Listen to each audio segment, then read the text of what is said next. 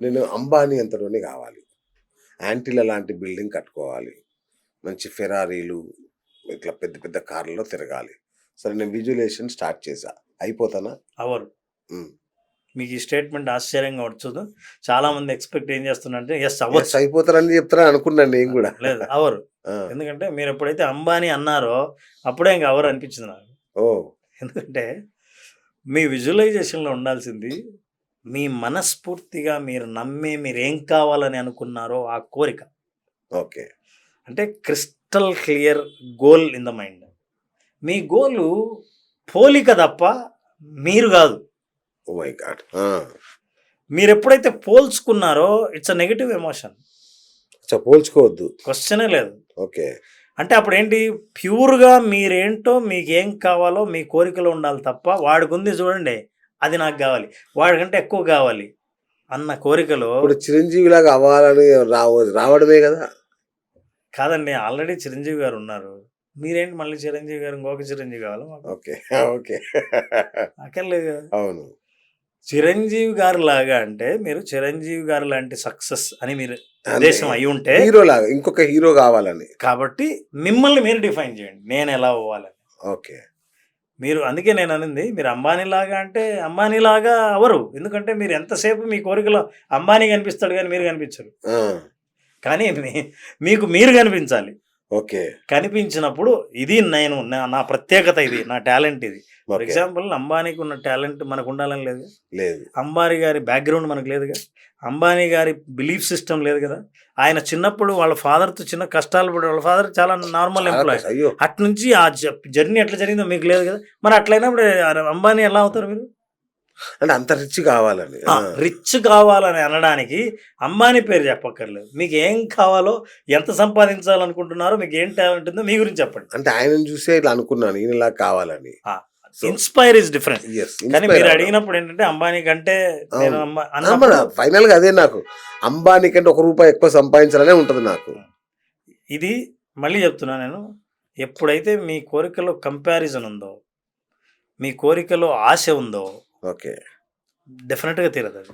ఓహ్! ఆశ ఉండకూడదు.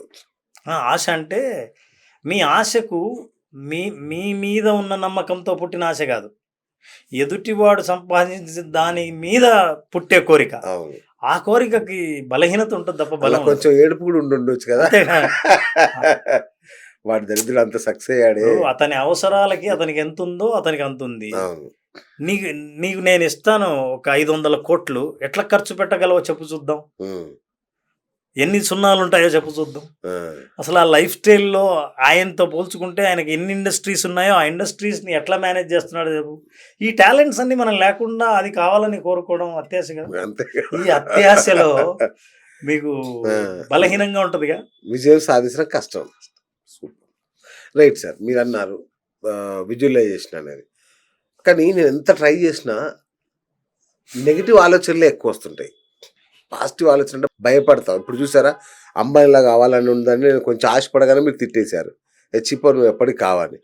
ఇప్పుడు నేను రెండో వాళ్ళని మాట్లాడడానికి భయపడతాను నేను. నెగెటివ్ ఆలోచన వస్తుంది. అమ్మో! తిడతాడేమో, అవమానిస్తాడేమో, గేలి చేస్తాడేమో, నవ్వుతాడేమో, ఇదంటే నీ మొహానికి అవుతావా అంటాడేమో అని ఈ నెగెటివ్ థాట్ ప్రాసెసే ఎక్కువొస్తుంది. మరి దీన్ని ఎట్లా కంట్రోల్ చేసుకోవాలి నేను? మన నమ్మక వ్యవస్థ అనేది ఏదైతే ఉందో అది చాలా ఇంపార్టెంట్ మన లైఫ్‌లో. ఓకే. ఇప్పుడు మీకు తెలీదు మీరు ప్రతిరోజు విజువలైజ్ చేస్తున్నారు. హ్మ్. అయితే మనం పాజిటివ్‌గా విజువలైజ్ చేయడం మనకు అనుభవం లేదు. ఓకే. నెగెటివ్‌గా చేయడమే తెలుసు. ఎగ్జాక్ట్‌లీ. ఫర్ ఎగ్జాంపుల్ ఎగ్జామ్ రాసే స్టూడెంటు ఫెయిల్ అవుతానేమో అనుకున్నప్పుడు తన్ను తాను ఫెయిల్యూర్‌గా ఊహించుకుంటాడు. అవును. మీరన్నారు ఇందాక నేను చెప్తే అవమానిస్తాడేమో, అవును. నన్ను గేలి చేస్తాడేమో అని. గేలి చేస్తే మీరు ఎలా ఫీల్ అవుతారో మీరు విజువలైజ్ చేస్తున్నారు ఆల్రెడీ. హ్మ్. మిమ్మల్ని అవమానించినట్లు, అవమానిస్తే మీరు చాలా ఫీల్ అయినట్టు, మీ కుంగిపోయినట్టు. మొఖం చూపించలేనట్టు మీరు ఆల్రెడీ విజువలైజ్ చేస్తున్నారు. ఇదంతా నెగెటివ్ విజువలైజేషన్. ఓకే. మీరు ఎప్పుడైనా దీన్ని పాజిటివ్‌గా కూడా చేయొచ్చని ఆలోచించారా? హుహు. అంటే ఎలా? నేను సాధిస్తే ఎలా ఉంటాను? ఓకే. నన్ను మెచ్చుకుంటే ఎలా ఉంటాను? నాకు జూనియర్ ఆర్టిస్ట్‌గా ఉన్నా సరే, ఎవరైనా మంచి ఆపర్చునిటీ ఇచ్చినప్పుడు నేను ఎలా ఫీల్ అవుతాను? ఓకే. అలా ఫీల్ అవ్వరు. ఇది రాదేమో అవకాశం, హ్మ్. ఇది పోతదేమో, నాకు అవమానం అవుతదేమో అన్ని మీరు ఎంత నెగటివ్ ఆలోచనలు చేస్తూ ఉంటే నేను ఇందాక చెప్పాను బ్రెయిన్ కూడా అది నిజం చేయడానికి ట్రై చేస్తాను. సార్ అంటే ఏం లేదు సార్. మళ్ళీ మళ్ళీ నాకు అదే బాధ ఏంటంటే, నా దగ్గర రూ. 25 ఉన్నాయి సార్. లంచ్ చేయాలా? లాటరీ టికెట్ కొనాలా? లాటరీ టికెట్ కొంటే లేదంటే చిన్న జూదం ఏదన్నా, ఇంకేదన్నా దీని మీద పెడితే నాకు ₹1,00,000 వచ్చే అవకాశం ఉంది. లంచ్ చేస్తే ఈ పూటకి నాకు కడుపు నిండుతది. నేను పెడితే రాదేమో డబ్బులు అనే నెగెటివ్ నన్ను పీకేస్తా ఉంటది. లాస్ట్‌కి లంచ్ చేసి బజ్జుంటాను నేను. ఇది అంటే 90% మందిలో ఇదే ఉంటది. ఈ గందరగోళం ఉంటది. దీన్ని ఎట్లా సార్ పరిష్కరించడం? అయితే మీరు పోల్చిన పోలిక అది జూదం కాబట్టి ఆ! నేను ఆ జూదాన్ని తీసుకోను కానీ రైట్. ఇంకేదన్నా మంచిది తీసుకోండి. మనం అంటే అది మనం చెప్పామంటే వస్తుందేమో అని అనుకుంటే అని నిజమేనేమో అని చాలా మంది అనుకుంటారు కాబట్టి భ్రమపడే ప్రమాదం ఉంది. రైట్. నేను కూడా రికార్డు నుంచి తొలగిస్తాను సార్ దీన్ని.